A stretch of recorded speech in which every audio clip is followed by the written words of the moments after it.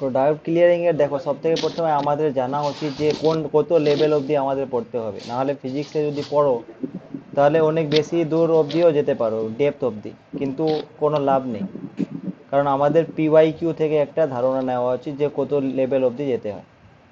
তো তার জন্য এখানে এই বইটাতে এসএলএসসি 2016-তে সেমিকন্ডাক্টর পার্টটা থেকে কি ধরনের কোশ্চেন দিয়েছিল ওটা একটু পড়ে নাও, তাহলে বুঝতে পারবে।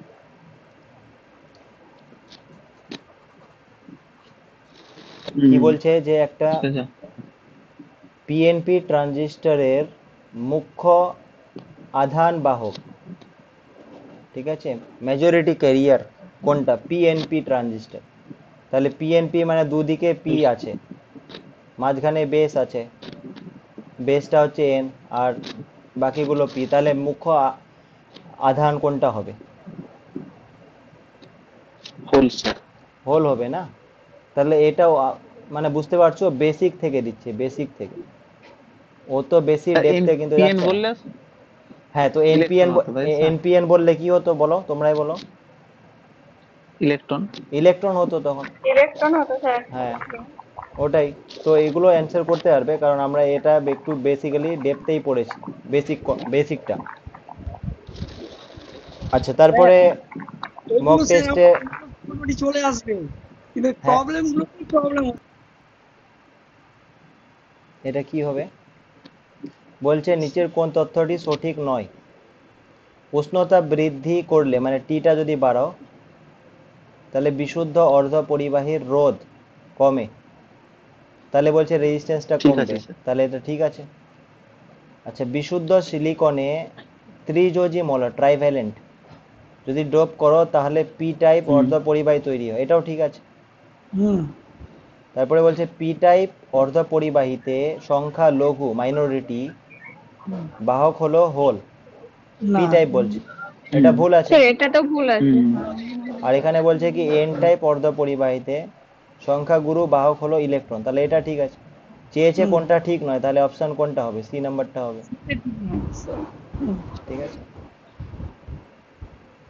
আচ্ছা, এরপরে হচ্ছে, স্যার সংখ্যা লঘুটা খেয়াল করতে হবে, নাহলেই সমস্যা। হ্যাঁ হ্যাঁ, ওটাই ভালো করে পড়তে হবে সব, বুঝতে পেরেছো? এটা পড়তে হবে প্লাস এটাও পড়তে হবে। হুম। এটা এটা কিওয়ার্ড, এটা যদি দেখা হুম। গেলো যে আচ্ছা এটা তো ঠিকই, ব্যাস টিক করে চলে আসলে, এবার এটা করে দিয়েছে, হুম তো এই জন্য এগুলো কিওয়ার্ড কোশ্চেনে, ঠিক আছে।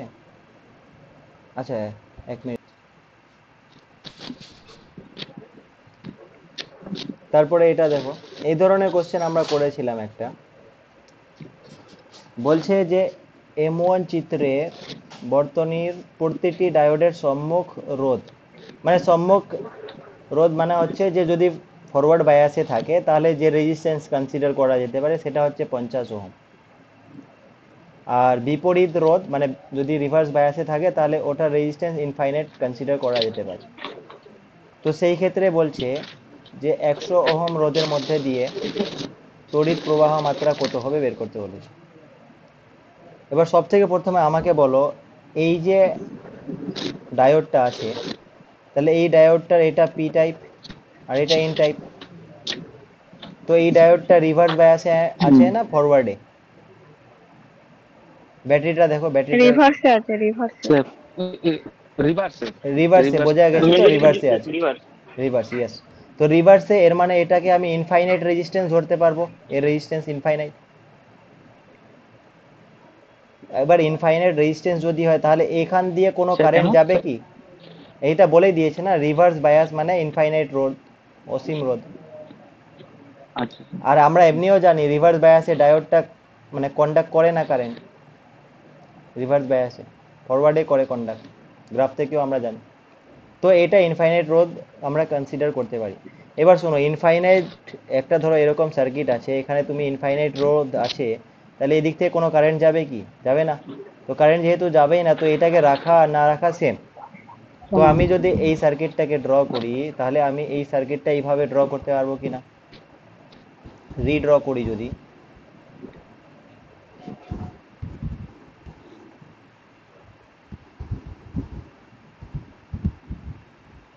এটা হচ্ছে 150 ওহম, আর এটা হচ্ছে 100 ওহম, এটা হচ্ছে 6 ভোল্ট। আর এটা এখন ফরওয়ার্ড না রিভার্স, মাঝেরটা আমি তুলে দিলাম, মাঝেরটা নেই তো তুলে দিলাম। এখন এটা ফরওয়ার্ড না রিভার্স? এটা তো ফরওয়ার্ডই আছে, এটা পি টাইপ এটা এন টাইপ। এবার ফরওয়ার্ড হলে বলছে ওর রেজিস্ট্যান্স ধরতে বলেছে এখানে 50 ওহম। তো এটার রেজিস্ট্যান্স আমি 50 ওহম ধরবো। তাহলে এবার বলো এই 50 ওহমটা, 150 ওহমটা আর 100 ওহমটা শ্রেণী সমবায় আছে না?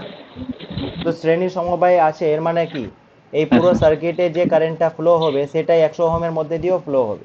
তো আমি এখানে ওহমস ল অ্যাপ্লাই করে দিই যে আই ইন্টু আর, আর মানে 50 plus 150 plus 100 is equal two V, V মানে 6 ভোল্ট। তাহলে আইটা কত হবে? 6 বাই, এটা যোগ করো 200 300, 6 বাই 300, তাহলে কত হচ্ছে? 6 দিয়ে কাটবে, 1/50, 002। তাহলে 0.02, তাই না? 0.02 এম্পিয়ার অ্যান্সার, 0 অপশন বি।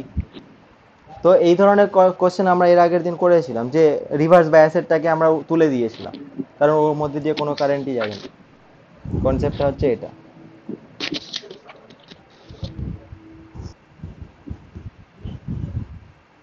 মানে এখানে বলে দিয়েছে যে 50 ওহম, এই জন্য আমরা 50 লিখেছি। যদি না বলে কিছু তো আইডিয়াল ধরে নিয়ে আরটাকে আমরা 0 ধরে নেবো, আর সেই ক্ষেত্রে এইটা আর এটা শুধু অ্যাড করতাম আর 6 ভোল্ট দিয়ে 6 ভোল্ট ডিভাইড বাই ওটা করতাম কারেন্টটা বের করার জন্য। ঠিক আছে, 3 নাম্বারটা দেখো।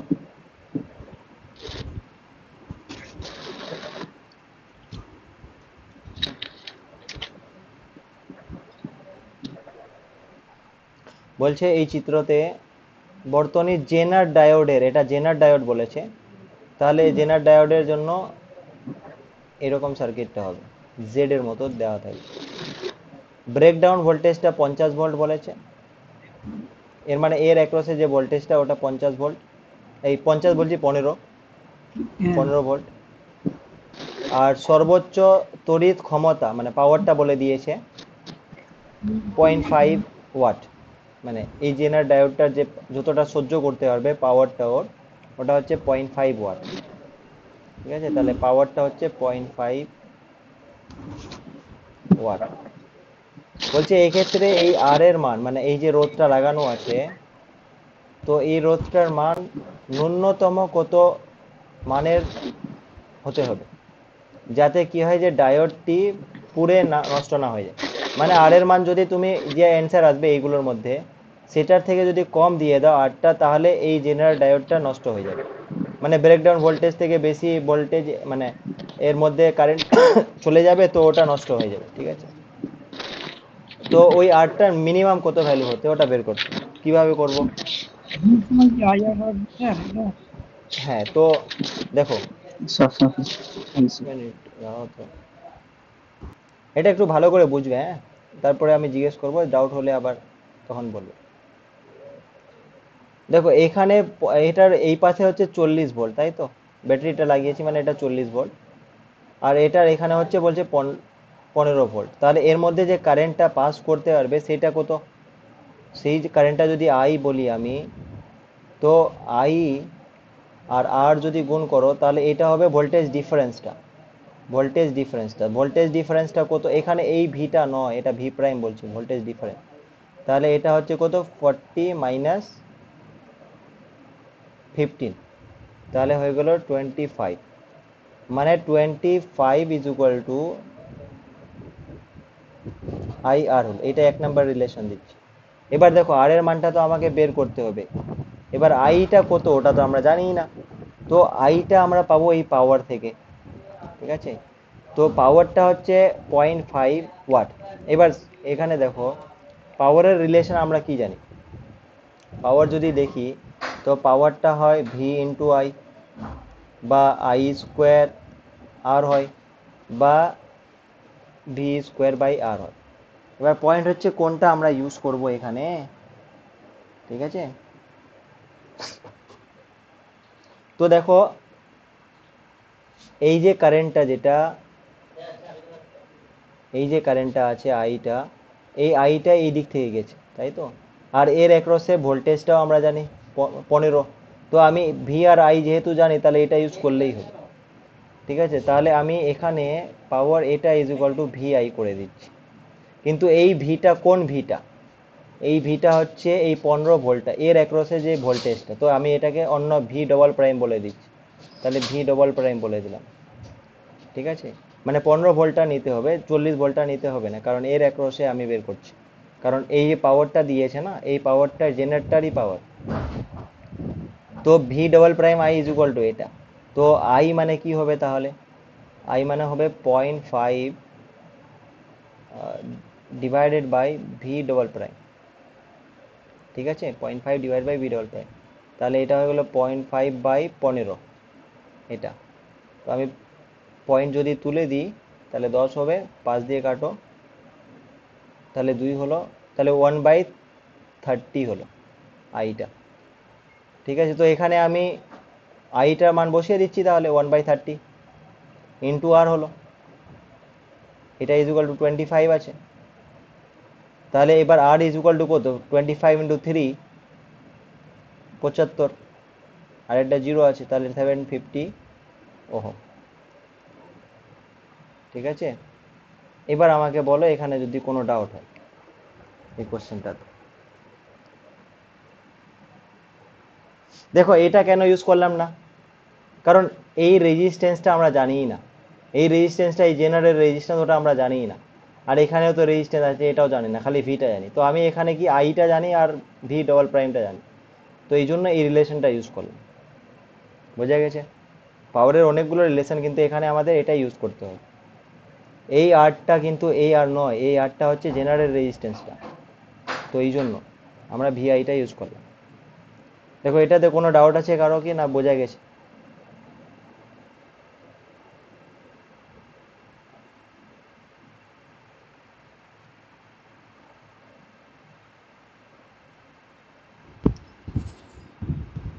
ঠিক আছে স্যার। ঠিক আছে, নেক্সটে যাই।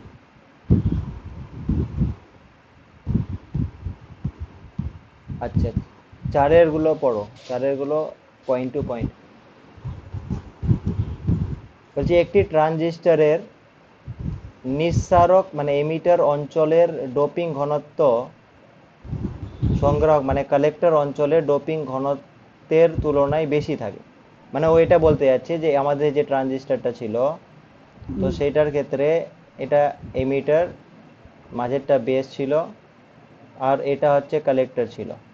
তো বলছে এখানে ডোপিং কনসেন্ট্রেশনটা বেশি থাকে কালেক্টরের তুলনায়। তাহলে ঠিক বলছে না ভুল বলছে? স্যার ঠিকই বলছে স্যার। এটা ঠিক বলছে। আচ্ছা বাকিগুলো দেখি। মানে ও বলছে এমিটারের যে কনসেন্ট্রেশন, ধরো এনপিএন নিলে, তাহলে এনপিএন এ এখানে ইলেকট্রনের কনসেন্ট্রেশন বেশি থাকবে এখানকার তুলনায়। আমরা বলেছিলাম যে বেসে সবথেকে লাইট ওয়েট করা, মানে লাইট ডোপিং করা হয়, এটাও আমরা পড়েছিলাম।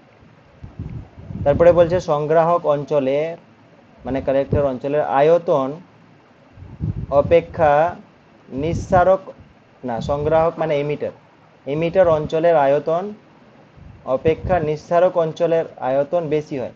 বলছে এটার যে আয়তনটা, ভলিউমটা, এটা একটু বেশি হয় এটার তুলনায়, ভলিউমটা।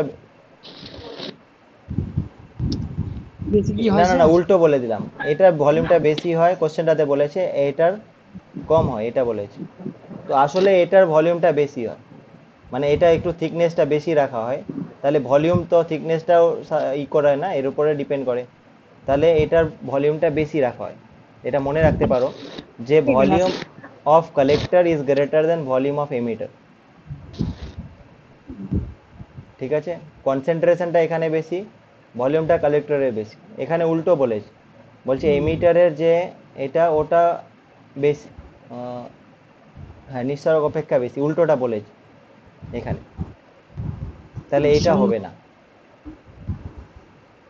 তারপরে বলছে নিঃসারক আর সংগ্রাহক অঞ্চলের ডোপিং ঘনত্ব সমান হয় না, এটা তো হবে না, প্রথমটা ঠিক বলে দিয়েছি, তো এটা কিভাবে হবে? তারপর বলছে নিঃসারক ও সংগ্রাহক অঞ্চলের তুলনায় বেশ ভূমি অঞ্চলের আয়তন কম হলেও, আয়তন তো কম আছে ঠিক আছে, ডোপিং ঘনত্ব বলে বেশি। না না না, ডোপিং তো এখানে সব থেকে কম হয়, এখানকার ডোপিং সব থেকে কম হয়, বেশি ঘনত্ব করলে তো রিকম্বিনেশন হয়ে যাবে না, আমি বলেছিলাম যে এই যে ইলেকট্রনগুলো যখন এদিক থেকে এইদিকে যাবে এনপিএনে, তো সেই ক্ষেত্রে এখানে হোল যদি অনেক বেশি হয় তাহলে ইলেকট্রন পাসই করতে পারবে না, এর সাথে রিকম্বাইন করে যাবে। তাহলে এটা ডোপিং কমই রাখতে হয় বেসটাকে। এখানে তো বলছে উল্টো, তাহলে এটাও হবে না। তাহলে এটা অ্যান্সার এই হবে। আচ্ছা, এটা তো হলো। আর এটা বলো 5 নাম্বারটা, কমন এমিটার মোডে। কমন এমিটার স্যার ওটা মোডে 180। 180 হবে। এটা আমরা গ্রাফ 180। দেখিয়েছিলাম তাই না? এটা 180 হ্যাঁ হবে। স্যার। মানে এখানে যদি এরকম ইনপুটে সিগন্যালটা থাকে, তো আউটপুটে যেটা হবে সেটা এমপ্লিফাইড হবে, কিন্তু রিভার্স মানে হবে, 180 ডিগ্রি আউট ফেজে হবে।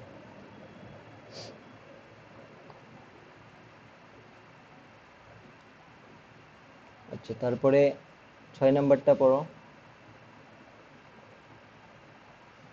একটি সাধারণ নিঃসারক ট্রানজিস্টর, মানে কমন এমিটার, বাংলাগুলো জটিল জটিল।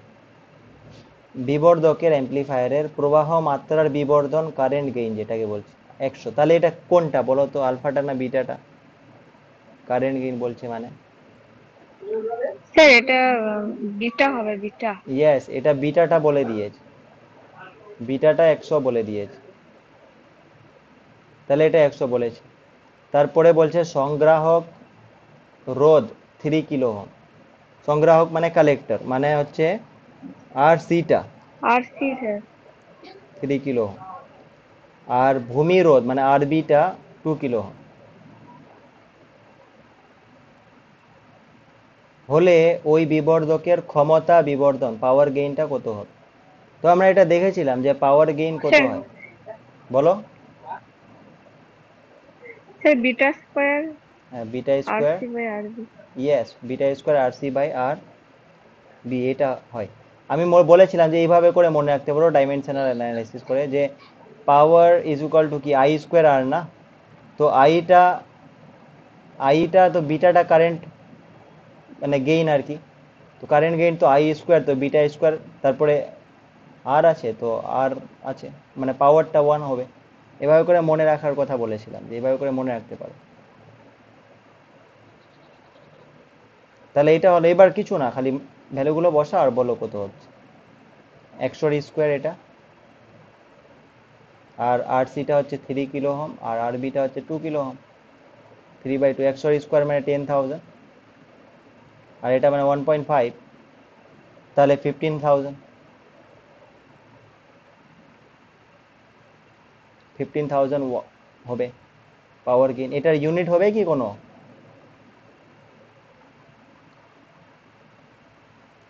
ইউনিট হবে না, রেশিও না। জাস্ট বিটা তো ইউনিট লেস, আর আরসি বাই আর দুটো ওহমের রেজিস্ট্যান্স, মানে দুটোই রেজিস্ট্যান্সের ইউনিট আর কি। আরসি এখানেও কেটে যাবে, রেশিওটা আছে তো। তো এটা 15 বিটা হচ্ছে। আচ্ছা, 7 নাম্বারটা দেখো। 7 নাম্বারটায় এএম সিগন্যাল থেকে দেওয়া আছে। স্যার পর্টিকুলার স্কোয়ার এটা সমান 2 FM হয়। হ্যাঁ, এটা তো আমরা দেখেছিলাম, দেখো। আর আমরা দুটো সাইড ব্যান্ড পেয়েছিলাম না, একটা omega C plus omega M, আর একটা ছিল omega C minus omega M. তো এদের মাইনাস যে হবে। ডিফারেন্সটা, ওটাই তো ব্যান্ডউইথ ছিল। তাহলে ডিফারেন্স করলে দেখো, হ্যাঁ মাইনাসের স্যার। পরে যেটা থাকে সেটা প্লাস হয়ে যাবে মাইনাস করলে। তাহলে 2 ওমেগা এম আসে এর মানে ব্যান্ডউইথটা। এখানে অ্যাঙ্গুলার ফ্রিকোয়েন্সি, এখানে লিনিয়ার ফ্রিকোয়েন্সি আছে, তো লিনিয়ার ফ্রিকোয়েন্সি হলে 2 FM হবে ব্যান্ডউইথটা, ডেল্টা এফ। স্যার একবার বলুন তো, কি বললেন? আমি বলছি যে আমরা দেখেছিলাম না আপার সাইড ব্যান্ড ফ্রিকোয়েন্সি আর লোয়ার সাইড ব্যান্ড ফ্রিকোয়েন্সি, আর আচ্ছা ব্যান্ড গ্যাপটা বলেছিলাম এই দুটোর ডিফারেন্সটা নিলে যেটা আসে। তাহলে ডিফারেন্স যদি করো মানে মাইনাস যদি করো, তাহলে ওমেগা সি আর ওমেগা সি তো কেটেই যাচ্ছে, আর এখানে মাইনাস মাইনাসে প্লাস হয়ে 2 ওমেগা এম হচ্ছিল না। তো এটা ওমেগাটা তোমার, ওমেগা মানে কি হয়, 2 পাই এফ হয়। তাহলে দুই দিকেই তুমি 2 পাই কেটে যাবে, তাহলে delta F is equal two 2 FM হবে। মানে যদি ভুলে যাও কখনো আর এটা মনে থাকে যে আপার সাইড ব্যান্ড আর লোয়ার সাইড ব্যান্ডের ফ্রিকোয়েন্সিটা কি হয়, তাহলে বের করে নিতে পারবে আর কি, এটা বলতে পারছি। কারণ এটা কনফিউশন হতে পারে অনেক সময় যে আচ্ছা 2 FM হবে না এটাও হবে 2 FC, এখানে তো 2 আছে। তো এটা মনে রাখবে যে ক্যারিয়ারেরটা আসে না, ঠিক আছে, যেটা মডুলেটিং সিগন্যাল ওটাই আসে।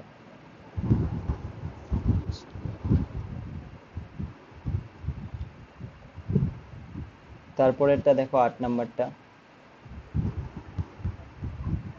তো এই ফর্মুলাটা হচ্ছে V max minus V minimum by two হ্যাঁ হ্যাঁ, প্লাস এটা ভি আমরা মিনিমাম, করেছিলাম এটা ডেরিভেশনটা। বুঝলাম। তো 8 নাম্বারটা কি আচ্ছা, ছিল, যে এম এটা যেটা মডুলেশন স্যার ইন্ডেক্সটা, আমরা বলেছিলাম যে এ ম্যাক্স মাইনাস ছিল ওপরে অ্যাম্প্লিটিউডগুলোর, আর নিচে প্লাসগুলো ছিল।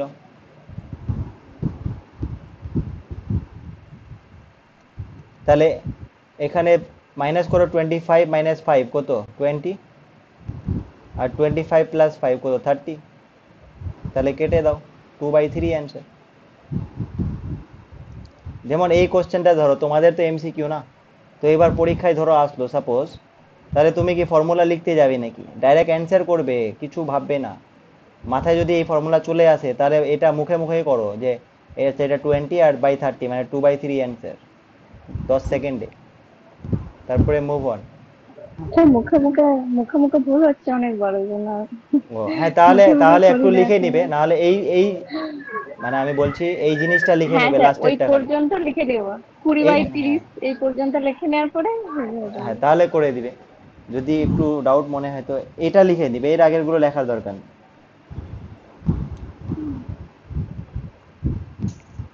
কারণ ওই সময়টা বাঁচলে অন্য যেটা ভাবার কোশ্চেন হয় ওখানে দিতে পারবে ওই সময়টা। তারপরে 9 নাম্বার কোশ্চেনটা পড়ো।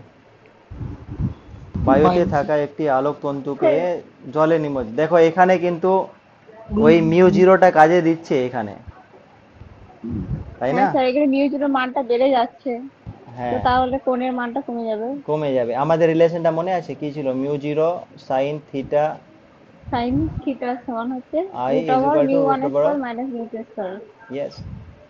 Mu one square minus mu two এবার স্কোয়ার। বলছে থিটা আইটা বা আলফা যেটা আমরা বলেছিলাম, তো ওটা যদি বের করতে চাও তাহলে সাইন থিটা আই বলছি, এটা ইজ ইকুয়াল টু এইটা বাই বাই হয়ে যাচ্ছে তো। বাই হয়ে যাচ্ছে না। হ্যাঁ, এবার তো দেখো, ওটা মানটা বেড়ে গেলে তো কমে যাবে হ্যাঁ হ্যাঁ, মানে কি বলছে, বায়ুর বায়ুর পরিবর্তে জলে তুমি করে, জলের ডেনসিটি বেশি না বায়ুর থেকে, তাহলে মিউ মিউ ওয়াটারটা গ্রেটার দেন মিউ এয়ার, এখানে মিউ ডাব্লিউ করে দিচ্ছি তাহলে। এবার এটা যেহেতু বড় হচ্ছে তাহলে এই টার্মটা কি ছোট হয়ে যাবে না, এই টার্মটা ছোট হয়ে যাচ্ছে, সাইন থিটা মানে এই টার্মটা ছোট মানে কি থিটাটাও কমছে, তাহলে অনুমোদন কোণ যেটা ছিল অ্যাকসেপ্টেন্স অ্যাঙ্গেলটা ওটাও তাহলে কি হবে, কমে যাবে, কমে স্যার যাবে। মিউ ওয়ানটা কার ধরছেন স্যার? Mu air? ওয়ানটা হচ্ছে কোরের, মানে এটা ধরো কোরটা তোমার, ঠিক আছে, আর এর বাইরে যে ক্লেডিং লেয়ারটা ছিল, এর বাইরে হচ্ছে ক্লেডিং লেয়ারটা ছিল এরকম।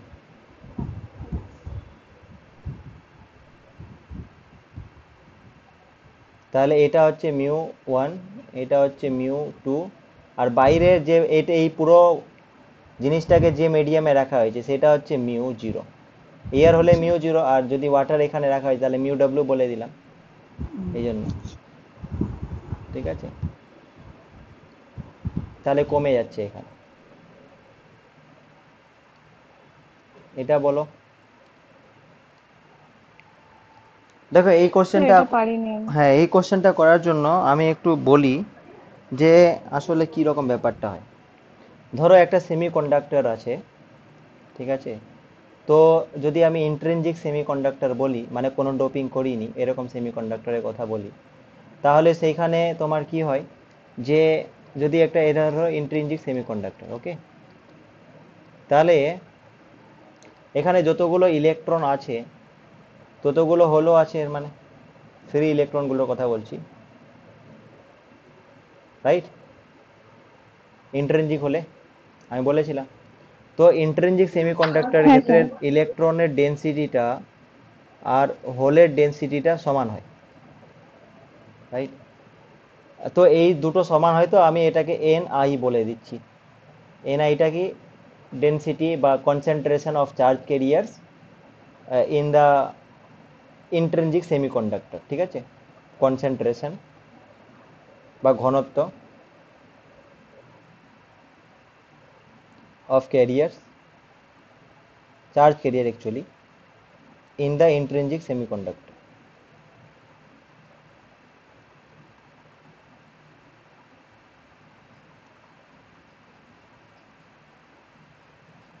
এটা হলো। এবার সাপোজ আমি এখানে ডোপিং যা কিছু করতে পারি, যেমন এখানে কি ইন্ডিয়াম দিয়ে করেছে। ইন্ডিয়াম মানে পেন্টাভ্যালেন্ট না ট্রাইভ্যালেন্ট? স্যার ট্রাইভ্যালেন্ট তো। ট্রাইভ্যালেন্ট, Tri- ঠিক আছে। তো এখানে ইন্ডিয়াম দিয়ে ডোপিং করা হয়েছে। তো ধরো ইন্ডিয়াম দিয়ে ডোপিং করা হয়েছে, মানে এটা ট্রাইভ্যালেন্ট একটা। তো এটা যদি ট্রাইভ্যালেন্ট মানে ইলেকট্রনের ঘাটতি আছে, মানে হোলের সংখ্যা বেড়ে যাবে, তাই তো? এর মানে নাম্বার অফ হোল যেটা সেটা বেড়ে যাবে। এবার দেখো হোলের সংখ্যা যদি বেড়ে যায় না, হোলের সংখ্যা যদি বেড়ে যায় তাহলে কি হবে? ওই হোলগুলো, সাপোজ এখানে অনেকগুলো হোল হয়ে গেছে, ড্রপিং করার পরে আমি ডেনসিটিটা বাড়িয়ে দিচ্ছি, তাহলে এই হোলগুলো যদি বেড়ে যায় তো কি করবে, এই ইলেকট্রনগুলোর সাথে কিছু কিছু রিকম্বাইন করে যাবে। বোঝা গেছে? রিকম্বাইন করে যাবে।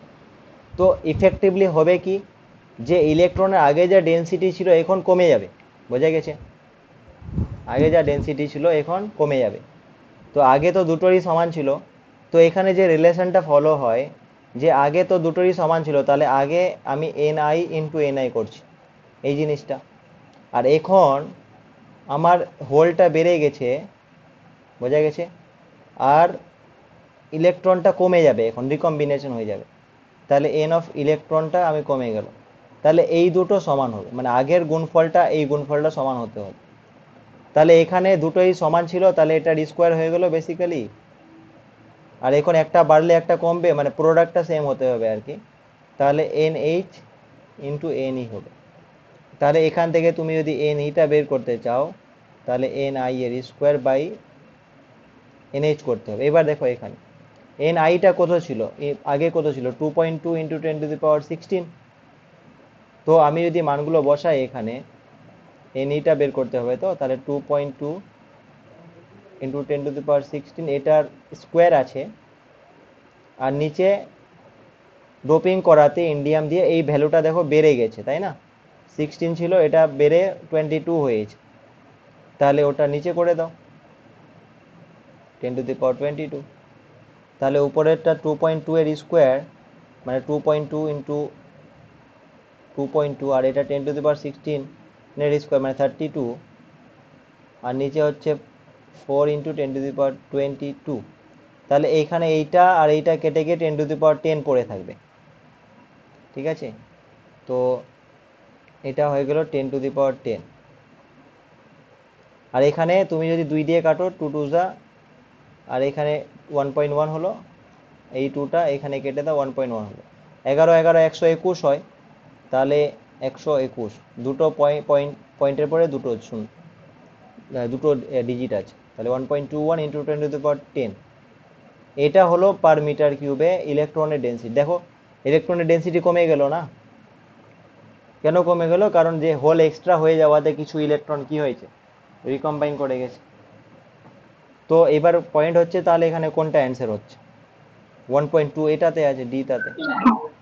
দিয়ে এখানে আমি থিওরিটা অ্যাকচুয়ালি বলিনি, এটা তো থিওরিটা আমি বলে দিলাম, সঙ্গে সঙ্গে অঙ্কটাও করে নিলাম, ঠিক আছে? ওকে, আচ্ছা। তারপরে একটা থার্মোডাইনামিক্স থেকে ও কোশ্চেন দিয়েছিল, এখানে বলছে, আচ্ছা এটা এই কোশ্চেনটা ভালো করে বুঝবে, হ্যাঁ। এখানে একটা সাইক্লিক প্রসেস আছে, এটা দেখো পিভি ডায়াগ্রামটা, হ্যাঁ, পিভি ডায়াগ্রামটা। তো পিভি আমি যেটা জিজ্ঞেস এটা করবো মিটার সেটা, কিউব হলো মাইনাস স্যার, হ্যাঁ, মিটার, ওটা মিটার কিউব হলো অ্যান্সারটা। পার মিটার কিউব না, ডেনসিটির ইউনিট কি হবে, per metre cube, metre to the power -3, মানে পার মিটার কিউবে এতগুলো আছে, মানে ঘনত্ব মানে একক ভলিউমে না, একক আয়তনে পার মিটার কিউব হবে, মিটার টু দি পাওয়ার -3 লিখেছি এই জন্য। তো বোঝা Yes. গেছে? হ্যাঁ স্যার। হুম। আচ্ছা, এখানে আমি যেগুলো কোশ্চেন করব সেগুলো অ্যান্সার করবে, ঠিক আছে? দেখো, প্রসেসটা এ থেকে বিতে আসছে, বি থেকে সিতে, সি থেকে ডিতে, আর ডি থেকে এতে। আমরা যখন হিট অ্যান্ড থার্মোডাইনামিক্স পড়েছিলাম তো আমরা এ ব্যাপারে পড়েছিলাম। আর এটা গ্রাফটা হচ্ছে পি ভার্সেস বি এর গ্রাফ। এই ছবিটা একটু ভালো করে তুললে আরো ভালো হতো। এবার পয়েন্ট হচ্ছে এ থেকে বিতে যে যাচ্ছে প্রসেসটা, তো এখানে প্রেশারটা কনস্ট্যান্ট থাকছে না, দেখো। আচ্ছা, প্রেশারটা কনস্ট্যান্ট মানে কি? হ্যাঁ এটা আইসোবারিক প্রসেস, আইসোবারিক, ঠিক আছে। কিন্তু বি থেকে সিতে যে এসছে, এটা কোন ধরনের প্রসেস? এই গ্রাফটা কোন ধরনের হয়? আইসোথার্মাল, সমস্যা। সমউষ্ণ, তাই তো, সমউষ্ণ, আইসোথার্মাল। তারপরে সি থেকে ডিতে যখন যাচ্ছে সিস্টেমটা, তো এখানে ভলিউমটা চেঞ্জ হচ্ছে কি না? তাহলে ভলিউমটা কনস্ট্যান্ট আছে, তাহলে এটাকে আমরা বলবো আইসোকোরিক। তারপরে আবার ডি থেকে এতে হলো, তো এটাও কি হবে? এটাও আইসোথার্মাল হবে। কিন্তু এটা কি হবে? এখানে এক্সপেনশন হচ্ছিল আইসোথার্মালি, সমউষ্ণ প্রসারণ, আর এখানে সমউষ্ণ কি হচ্ছে? সংকোচন হচ্ছে, ঠিক আছে। মানে আইসোথার্মালি কম্প্রেশন হচ্ছে আর কি, আইসোথার্মাল কম্প্রেশন। এইবার আমাকে বলছে যে এটা তো পি ভার্সেস ভি ছিল, তাহলে আমি যদি পি ভার্সেস টি করি, পি ভার্সেস টি করি, তাহলে কোনটা হবে এগুলোর মধ্যে? তাহলে আমরা দেখি। দেখালো প্রেসারটা কনস্ট্যান্ট আছে প্রথম এ থেকে বিতে। তো দেখো, আমি যদি অপশনগুলো দেখি, তাহলে এটা তো এ থেকে বি যায়নি, বি থেকে এ আসছে, তাহলে এই সিস্টেমটা তো হবেই না, বোঝা গেছে? আচ্ছা, বি নাম্বারটা দেখি। এডি বার। হ্যাঁ, মানে বি নাম্বারটা যদি এ থেকে বি দেখি, তাহলে এখানে প্রেসার তো ভেরি করছে, কিন্তু এখানে তো প্রেসার কনস্ট্যান্ট ছিল, তাহলে এটাও তো হবে না অ্যান্সার। এর মানে সি আর ডি এর মধ্যে কোনো একটা হবে, মানে এটাকে রাখো। তাহলে এই এ আর বি থেকে আমি এই দুটো ক্যান্সেল করে দিলাম। এবার বি আর সি তে যাও, এটা আইসোথার্মাল আছে, তাহলে এটাতেও আইসোথার্মাল আছে, দেখো টিটা, টিটা কনস্ট্যান্ট না, আর এটাতেও টিটা কনস্ট্যান্ট, মানে এটাও আইসোথার্মাল। এখানে কিছু বোঝা যাচ্ছে না কোনটা হবে। তারপরে হচ্ছে এটা হলো সি থেকে ডিতে, এটা দেখো, এটা কি? আইসোকোহরিক, ভলিউমটা কনস্ট্যান্ট। আচ্ছা, এবার ভলিউমটা কনস্ট্যান্ট, কিন্তু এখানে দেখো ভলিউমটা কনস্ট্যান্ট, কিন্তু এখানে প্রেশারটা কি হয়েছে? প্রেশারটা কমেছে না, প্রেশারটা কমেছে তো। কমেছে হ্যাঁ। তো এখানে দেখো, এটা যদি আমি দেখি, তাহলে এটা তো প্রেশারটা সেমই আছে, এই সি থেকে ডিটা প্রেশারটা তো সেমই আছে না, প্রেশারের টিটার প্যারালাল, মানে প্রেশারটা কনস্ট্যান্ট আছে। এর মানে এখানে প্রেশারটা কমেছে, হুম। তাহলে অ্যান্সারটা পেয়ে গেছো, কিন্তু আমি এরপরেরটা বলছি। তারপরে দেখো আইসোথার্মাল আছে, কম্প্রেশন হচ্ছে যদিও, তাহলে এখানে দেখো আইসোথার্মালই তারপরে গেছে, মানে অপশন হবে ডিটাই। বোঝা গেছে গোপাল সরকার? শেষটা বুঝতে পারিনি স্যার। শেষটা মানে কি এই বললেন এইটা, ডি থেকে এতে? ও ডি থেকে এটা, ঠিক আছে, শোনো আমি বলছি। হুম।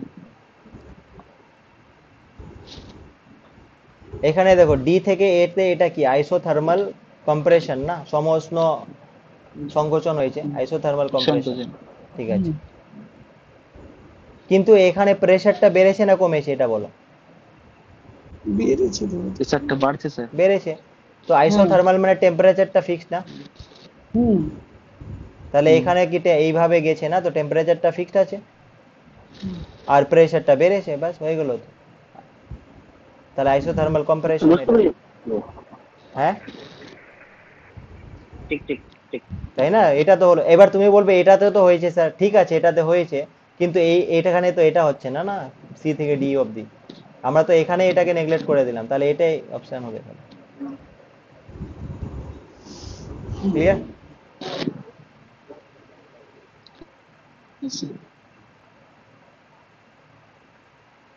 কিন্তু মনে হয় যে স্যার একটু আমার একটা ডিটেলসে দেবে। কোশ্চেন আছে। হ্যাঁ বলো। স্যার এই মুকুলের বইটা আপনার কাছে আছে এখন? হ্যাঁ আছে তো। কত নাম্বার কোশ্চেনটা? স্যার একদম লাস্ট পেজে, মানে বইটার একদম লাস্ট পেজ পেজে। নাম্বার বলো। বই ছিল এটা হচ্ছে না বলছি। দেখো এটা একটা ডায়োড আছে তাই না? এবার এই যে ডায়োডটা আছে, তো আমরা ডায়োডের ক্ষেত্রে কি জানি? ডায়োডের ক্ষেত্রে জানি যে এ ফরওয়ার্ড বায়াসে কন্ডাক্ট করে আর রিভার্স বায়াসে করে না, এটা জানি। গ্রাফটা যদি দেখি এরকম আমরা জানি এটা ভি ভার্সেস আই এর গ্রাফটা ডায়োডের, রিভার্সে তো কন্ডাক্টই করে না। এর মানে আমাকে এটা ইনপুট সিগন্যাল বলে দিয়েছে, ঠিক আছে? তো ইনপুট সিগন্যালের এটা হচ্ছে 0 আর নিচের গুলো নেগেটিভ ভোল্টেজ, বুঝতে পেরেছো? নেগেটিভ ভোল্টেজ, আর এটা হচ্ছে পজিটিভ ভোল্টেজ। মানে নিচে হচ্ছে -5 ভোল্ট আর এর উপরে হচ্ছে +5 ভোল্ট, এই পুরোটা মিলে 10 ভোল্ট, ঠিক আছে? এবার পয়েন্ট হচ্ছে যে এটা যদি তুমি দাও স্যার একটা সিগন্যালে, কোশ্চেন আছে স্যার, বলছে ইনপুট সিগন্যাল বলতে স্যার কি বললেন? ইনপুট বুঝলাম না সিগন্যাল মানে যেটা তুমি ডায়োডের মধ্যে দিচ্ছ, যে সোর্সটা তুমি দিচ্ছ, স্যার। ঠিক আছে। বুঝতে পেরেছো? ইনপুট ভোল্টেজটা, যে ভোল্টেজটা তুমি অ্যাপ্লাই করছো ওটা, আর তুমি এখানে মেজারমেন্ট করবে, সেটা তুমি দেখবে, ওটাকে আউটপুট পাবে, ঠিক আছে? এখানে একটা এমিটার মিলি কি বলে জানো, ভোল্ট কি না ভোল্টেজ, তো ভোল্ট মিটার লাগিয়ে দেখো যে কি হচ্ছে, কত ভোল্টেজ দিচ্ছে, তো ওটা আউটপুট হবে, যেটা মেজার করবে। আর যেটা আমি দিচ্ছি সোর্সটা, ওটা ইনপুট, ঠিক আছে? তো এবার দেখো এখানে, এখান থেকে এই জিনিসটা যদি আমি দেখি, এইটা মানে এখান থেকে এই জিনিসটা, তো এখন তো নেগেটিভ ভোল্টেজ না, তাহলে এটা যদি আমি এখানে অ্যাপ্লাই করি নেগেটিভটা, -5টা, মানে এইখান থেকে এখান অবধি -5 ভোল্ট, এর মানে এখানে অ্যাপ্লাই হচ্ছে, তাহলে তখন এই ডায়োডটাকে কন্ডাক্ট করবে? আমাকে এটা বলো, করবে কি না কন্ডাক্ট? স্যার। তো কন্ডাক্ট করবে না, তাহলে আউটপুটের ভোল্টেজ কত দিবে? 0 দিবে না? কন্ডাক্ট না করলে আউটপুটে যে গ্রাউন্ডের সাথে কানেক্টেড আছে, মানে কোনো ভোল্টেজই দিবে না, 0ই দিবে, রাইট? আচ্ছা, এবার সাপোজ যখনই তুমি এইখানে চলে আসলে, তখনই ভোল্টেজটা হঠাৎ কি হলো, বেড়ে গেল, +5 হয়ে গেল। তো +5, যে এখন তো +5 হয়ে গেছে, তো এটা আমি যদি +5 করে দিই, এখন এখানে এখন +5 ভোল্টেজ পড়েছে, তাহলে এখন আউটপুটটা কন্ডাক্ট করবে কি করবে না? মানে এটা ডায়োডটা কন্ডাক্ট করবে কি করবে না? করবে স্যার। করবে। এর মানে এখানে একটা ভোল্টেজ ড্রপ হবে, তো আমরা আউটপুটে মেজার পাবো। তো এবার সেটা আমরা 5 পাবো না এক্স্যাক্টলি, কারণ এর একটা এখানে একটা ভোল্টেজ হয় না, যে ব্রেক থ্রেশহোল্ড ভোল্টেজ বলেছিলাম, যে 0.67 এর মতো বলেছিলাম, 0.6 বা 0.2 হয় কোনো কোনো ক্ষেত্রে, 0.23, মানে এই রেঞ্জে হয়। তাহলে এটা মাইনাস করে যত হবে, ধরো 0.2 যদি হয়, তাহলে 5 - 0.2, তাহলে 4.8 আর কি। তাহলে 4.8 আমি আউটপুটে পাবো, বাট এখানে তোমার 5ই দেখিয়েছে। মানে আমি এটা বলতে যাচ্ছি যে এই জিনিসটার জন্য তুমি আউটপুটে সিগন্যাল পাবে, বোঝা গেছে? এর মানে হচ্ছে তুমি যদি ইনপুট সিগন্যালটা এবার ভালো করে দেখো, তাহলে তুমি এইটার জন্য কোনো আউটপুটে পাচ্ছ না, মানে এটার জন্য 0 হচ্ছে, আর এইটার জন্য, এইটুকুর জন্য তুমি আউটপুটে +5 পাচ্ছ, +5 পাচ্ছ। তারপরে আবার তো নেগেটিভে চলে গেলো, তাহলে আবার 0 হবে। কিন্তু এটা 0 আর এটা +5, তাহলে এটা কোনটা যাচ্ছে? এগুলো তো 10 করে তো দিবেই না, -10ও দিবে না, এটা -5 তো হবে না, ঠিক আছে? +5ই দিবে না, ঠিক আছে? তাহলে এটা অ্যান্সার এ হবে। বোঝা স্যার গেছে রেহানা? স্যার বুঝিয়ে দিলে তো বুঝতে পেরেছি স্যার, কিন্তু স্যার হ্যাঁ এইরকম প্রবলেম যদি হ্যাঁ স্যার স্যার। পরীক্ষা হলে পড়ে। আরে শোনো, মানে তুমি মেন পয়েন্টটা হচ্ছে তুমি খালি এটা দেখবে, যদি ফরওয়ার্ড বায়াসে হয়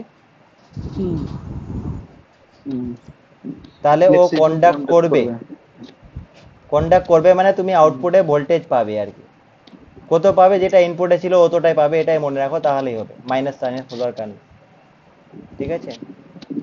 এবার যদি রিভার্স বায়াসে হয়, তখন উল্টোটা হবে না, কন্ডাক্ট করবে না। এবার এটা এক দুটো আরো অ্যাপ্লাই করো, প্র্যাকটিস করো, তাহলে তো হবে। হ্যাঁ, আচ্ছা এবার দেখো এখানে এর যে ডাউটটা ছিল, এই কোশ্চেনটা বলছে একটা টিউনড কালেক্টর অসিলেটর আছে, আর এনপিএন ট্রানজিস্টর আছে, ঠিক আছে। আর এটা বুঝতেই পারছো, এটা বাইরে বের হচ্ছে এনপিএন, আর এটা এমিটারটাকে তোমার হচ্ছে গ্রাউন্ড করা হয়েছে, মানে সিই মোডেই কানেক্ট করা হয়েছে। ঠিক আছে। আর এখানে হচ্ছে এটা আইসি হবে, আর এদিক থেকে যেটা আসবে সেটা আইবি হবে। তো আইসি এদের গ্রাফগুলো এগুলো দেখানো হয়েছে। বলছে initially when switch S1 is on, মানে এটা যদি অন করো তাহলে ইট ক্যান বি কনক্লুডেড, মানে তাহলে কি বলতে পারবে, কি হবে ঘটনাটা আসলে, ওটা বলতে চেয়েছে। ঠিক আছে। তো দেখো এখানে যখনই তুমি সুইচটা অন করবে তো তখন এইদিকে একটা কারেন্ট ফ্লো করবে, রাইট? তাহলে এটা যদি কারেন্ট ফ্লো করে তাহলে এই ইন্ডাক্টরটা যেটা আছে এটার মধ্যে দিয়েও কারেন্ট ফ্লো করবে। আর এগুলো এটা কি, এটা বেসিক্যালি তারই, মানে তারটাকে এইভাবে পেঁচানো হয়েছে। এবার এটার মধ্যে দিয়ে যদি কারেন্ট ফ্লো করে তাহলে কি হবে, এর মধ্যে একটা ম্যাগনেটিক ফিল্ড জেনারেট হবে। ঠিক আছে। আর সেই ম্যাগনেটিক ফিল্ডটা সামনের দিকে এগোবে। এবার দেখো এই ম্যাগনেটিক ফিল্ডটা সামনের দিকে এগোবে, তাহলে সামনে আর একটা কয়েল আছে রাখা, দেখো এখানে একটা কয়েল আরো আছে। তাহলে এই ম্যাগনেটিক ফিল্ড যেটা জেনারেট হলো, আর এইদিকে আর একটা কয়েল আছে, তাহলে এইখানে যে ম্যাগনেটিক ফিল্ডটা লিঙ্কড হবে সেটা তো তুমি আউটপুট পেয়ে যাবে। ঠিক আছে। আর যেটা সামনের দিকে লিঙ্কড হবে সেটা কি হবে, সেটা তোমার ঘুরে তো আবার কি কোথায় যাচ্ছে, বেসে যাচ্ছে, ইনপুট হবে। বোঝা গেছে?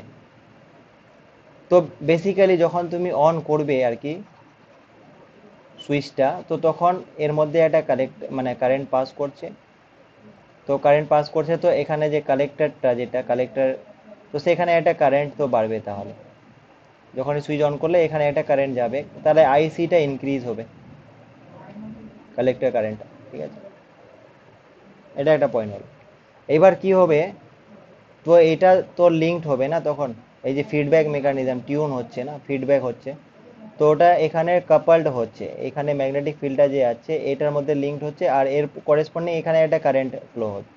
আর একটা জিনিস যদি ভালো করে লক্ষ্য করো তাহলে এখানে অনেকগুলো টার্ন আছে, এই কয়েলটাতে অনেকগুলো টার্ন আছে তারের, এখানে দুটোই দেখিয়েছে। এর মানে এখানে যে কাপলিংটা হবে সেটা অত বেশি হবে না, মানে খুব কমই হবে। এর মানে এখানে যে কারেন্টটা যাবে, আর বেস কারেন্ট তো আমাদের কমই দরকার হয়, এটা একটা পয়েন্ট হলো। তো একটা জিনিস আমরা কনক্লুশনে চলে আসছি যে আইসিটা তো ইনিশিয়ালি বাড়বে। এবার নেক্সট পয়েন্ট হচ্ছে যে আইইটা কি হবে। আমরা জানি ট্রানজিস্টরের ক্ষেত্রে I E is equal to IC plus IB, right? তো এর মানে দেখো এখানে একটা ব্যাটারি এই আছে, ঠিক আছে, এখানে একটা ব্যাটারি কানেক্ট আছে কিন্তু। এবার এখানে ব্যাটারিটা কানেক্ট আছে, তো এই ব্যাটারিটার দরুন বা জন্য এইদিকে একটা আইবিতে কারেন্ট যাচ্ছিল আর কি আগে থেকেই, রাইট? এর মানে আইইটা আগে যা ছিল সেটা আইসি প্লাস আইবি ছিল। কিন্তু এখন যখন আমি এই সুইচটা অন করলাম তো এই কয়েলটাতে একটা লিঙ্কড হবে, আরও ম্যাগনেটিক ফিল্ড লিঙ্ক হবে। এর মানে তার জন্য একটা কারেন্ট আরও যাবে, বাট ওই যে কারেন্টটা যাবে না সেটার ফেজটা হয় 180 ডিগ্রি আউট অফ ফেজ, মানে উল্টো। মানে একটা যদি এরকম যায় তাহলে অন্যটা হবে উল্টো, এইভাবে করে যাবে। মানে এটা এরকম হলে অন্যটা এইভাবে হবে। আমি এই গ্রাফটা একটু ভালো করে বুঝো, তারপরে কনক্লুশনে আসছি। ঠিক আছে। দেখো একটা ট্রান্সফরমারের ক্ষেত্রে আমরা যেটা জানি যে এটা ধরো প্রাইমারি কয়েল আর এটা ধরো সেকেন্ডারি কয়েল, তাহলে এখানে যে কারেন্ট বা ভোল্টেজটা যে ফেজে থাকবে সেকেন্ডারি কয়েলে তার 180 ডিগ্রি আউট অফ ফেজে থাকবে। ঠিক আছে।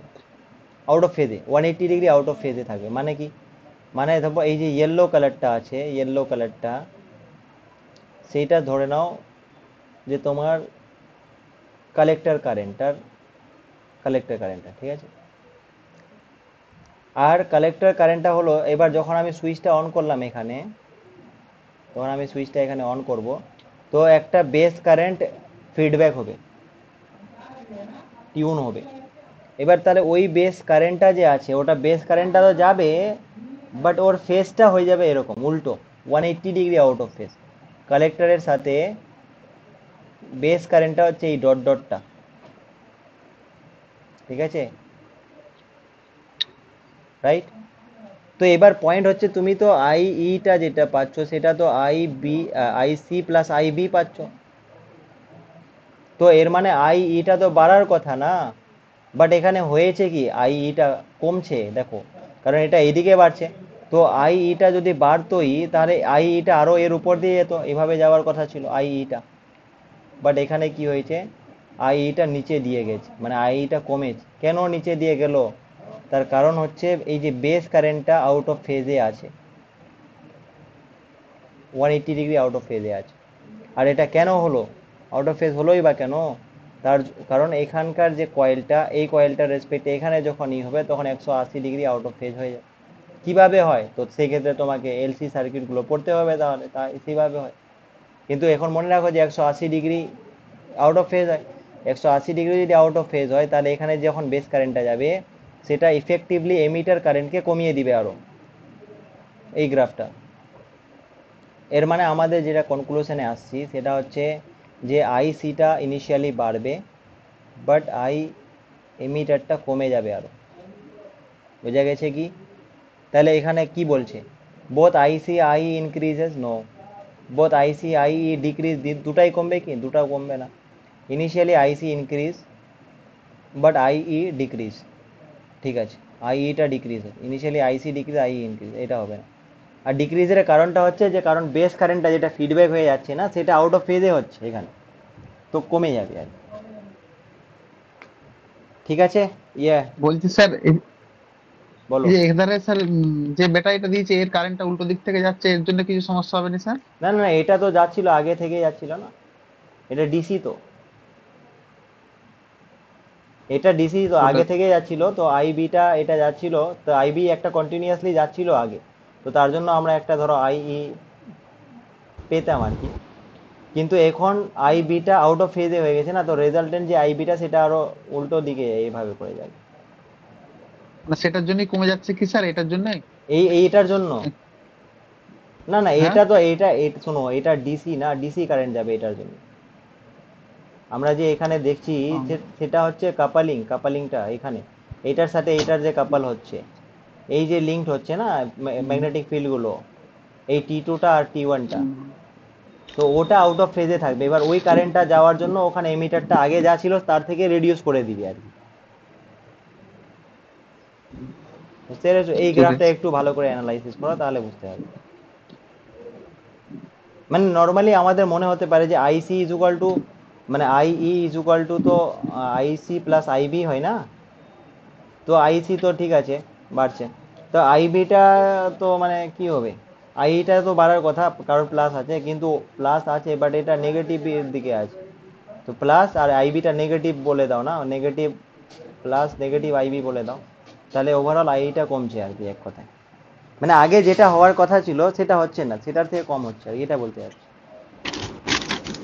তাহলে এটা অ্যান্সার হবে তোমার ওটাই, সি নাম্বারটা। এটা এর ডাউট ছিল, বাট আমার মনে হয় যে এ তো কি যাবে, ওরা যাবে না, যাওয়া উচিত না। স্যার হ্যাঁ বলবো স্যার, বলো বলো, বলে দাও কি বলতে চাচ্ছ। 259 পেজ